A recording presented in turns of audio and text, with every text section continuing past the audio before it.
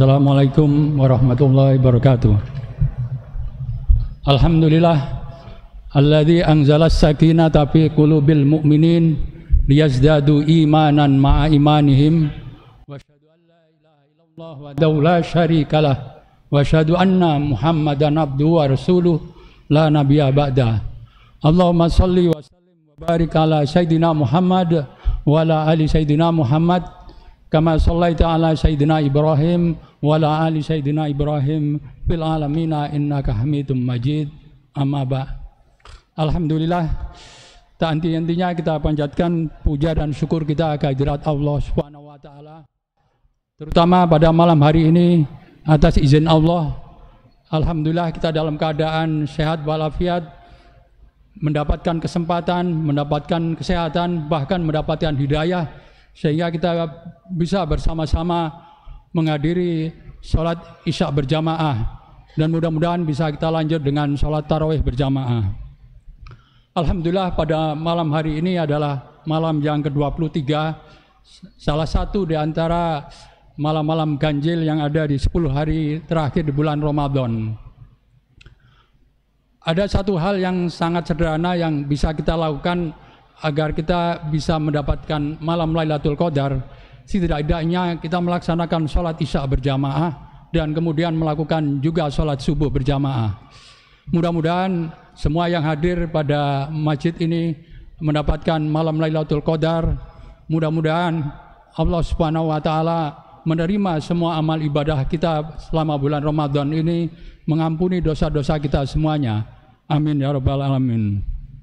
Jamaah Masjid Manarul Ilmi rahimakumullah, mohon izin pada malam hari ini dengan sedikit waktu saya menyampaikan amanah, yaitu tentang esensi daripada istiqomah dalam beribadah.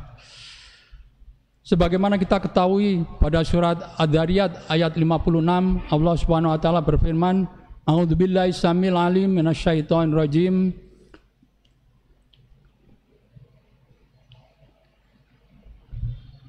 Wa ma khalaqtul jinna wal insa illa liya'budun, yang artinya dan tidaklah aku ciptakan jin dan manusia melainkan untuk beribadah kepadaku. Dari ayat ini sangat jelas bagi kita bahwa tujuan daripada diciptakan kita sebagai manusia adalah untuk beribadah kepada Allah Subhanahu wa taala. Beribadah dalam arti yang seluas-luasnya, beribadah tidak hanya dalam bentuk sholat, saum, zakat dan haji, tetapi ibadah dalam artian mulai dari kita bangun tidur sampai kita tidur kembali, itu kita laksanakan dalam rangka ketaatan kita kepada Allah Subhanahu wa taala. Kemudian dari ibadah yang diberikan, kalau kita hubungkan dengan surat Al-Baqarah, Allah Subhanahu wa taala berfirman, Ya ayyuhan nasu budu rabbakumul ladzi khalaqakum. Wahai sekalian manusia, beribadahlah kalian kepada Allah, alladzi khalaqakum, yang telah menciptakan kalian, walladzina min qablikum, dan orang-orang sebelum kalian, la'allakum tattaqun. Jadi dari dua ayat tersebut sangat jelas hubungannya, bahwa tujuan kita diciptakan oleh Allah Subhanahu wa taala adalah untuk beribadah, dan manakala kita beribadah yang benar, maka akan menghantarkan kita kepada orang yang bertakwa.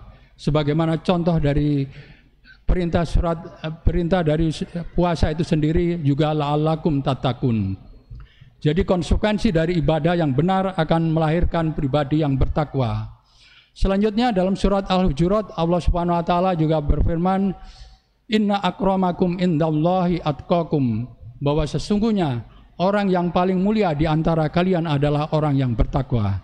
Jadi dengan beribadah kita menjadi orang yang bertakwa, kemudian dengan bertakwa kita akan mendapatkan yang sebaik-baik ciptaan dari Allah Subhanahu wa taala daripada yang lain.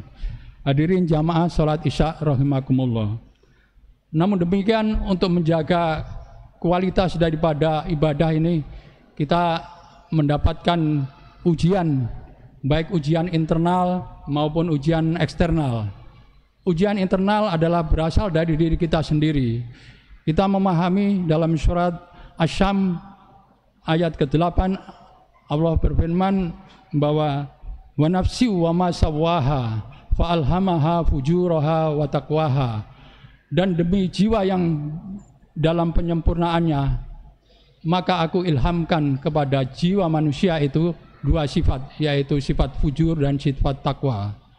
Dua hal ini, manakala takwa mendominasi dari fujur, maka akan memudahkan kita dalam melaksanakan ibadah sehari-hari. Namun demikian sebaliknya, manakala sifat fujur ini yang lebih dominan daripada takwa, maka akan menjauhkan kita untuk mudah beribadah kepada Allah Subhanahu wa taala. Kemudian selain faktor internal yang ada pada diri kita sendiri, tentunya adalah faktor eksternal.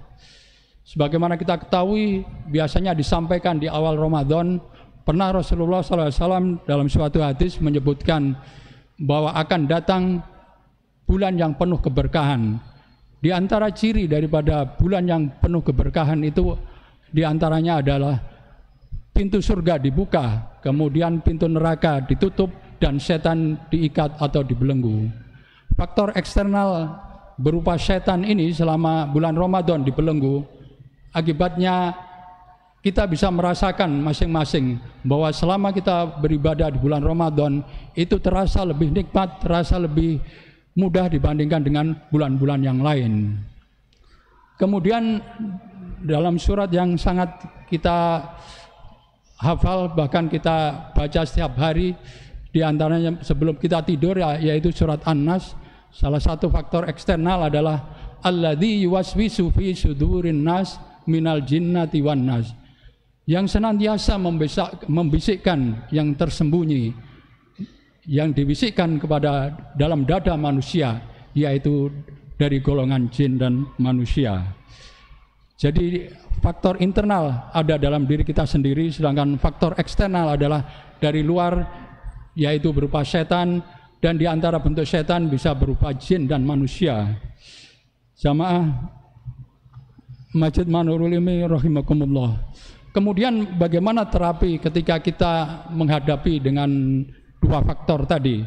Ada beberapa hal yang bisa kita lakukan. Yang pertama adalah kita mengetahui fadilah atau keutamaan manakala kita melaksanakan suatu ibadah. Misalnya saja kita melaksanakan tarawih. Apa fadilah, apa keutamaan daripada sholat tarawih itu? Sehingga dengan fadilah tersebut kita semakin terdorong untuk bisa melaksanakan sholat tarawih tersebut. Di antara yang sangat populer selama Ramadan disebutkan mangqama Ramadhana, barang siapa yang sholat malam di waktu bulan Ramadan, mangqama Ramadhana imanan wahtisaban, atas dasar iman dan mengharap keridhaan dari Allah, ghufira lahu ma taqaddama min dzambi, maka akan diampuni dosanya. Kemudian terapi yang lain adalah kita sebagaimana di surat Al-Asr, hendaknya tawassobil haq tawassobis sabr. Kita saling berwasiat dalam kebenaran, saling berwasiat dalam kesabaran, baik dalam bentuk ketaatan maupun menjauhi larangan. Kemudian yang berikutnya sebagai terapi terhadap kemalasan manakala kita beribadah adalah dengan dzikrul maut, atau kita mengantarkan jenazah. Kita menghayati bagaimana seandainya saudara kita yang meninggal tersebut adalah diri kita sendiri, sehingga dengan demikian kita bisa menghadirkan hati kita dan akan menambah semangat kita untuk beribadah. Dan kemudian terapi yang berikutnya yang bisa saya sampaikan adalah berdoa kepada Allah Subhanahu wa taala. Ada beberapa doa yang dicontohkan oleh Rasulullah, di antaranya ya muqallibal qulub, wahai yang membolak-balikkan hati, tsabbit qalbina ala taatik. Wahai yang bolak-balikkan hati, tetapkanlah hati kami untuk senantiasa taat kepadamu. Allahumma musarrifal qulub, sarif qulubana ala taatik. Wahai yang membalingkan hati, palingkanlah hati kami untuk senantiasa taat kepadamu. Dan Rasulullah juga mengajarkan di antara doa yang sering dibaca oleh Rasulullah SAW adalah Allahumma a'inna ala dzikrika. Ya Allah, kami mohon pertolongan kepadamu ya Allah, untuk senantiasa mengingatmu. Wa syukrika, dan senantiasa bersyukur kepadamu. Wa husni ibadatik, dan senantiasa beribadah dengan baik kepadamu. Jamaah salat rahimakumullah. Demikian esensi daripada kita mempertahankan ibadah kita. Kemudian bagaimana terapi manakala kita malas untuk beribadah. Dan Allah Subhanahu wa taala terakhir berpesan kepada kita dalam surat Al-Hijr yang berbunyi,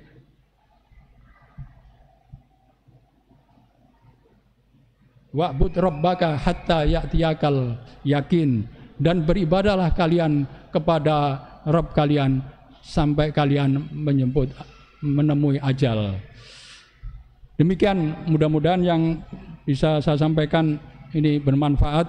Mudah-mudahan Allah Subhanahu wa taala membimbing kita untuk senantiasa memudahkan kita beribadah kepada Allah Subhanahu wa taala dan memudahkan kita mengakhiri hidup kita dalam keadaan husnul khatimah. Barakallahu fikum. Billahi taufiq wal hidayah. Wassalamualaikum warahmatullahi wabarakatuh.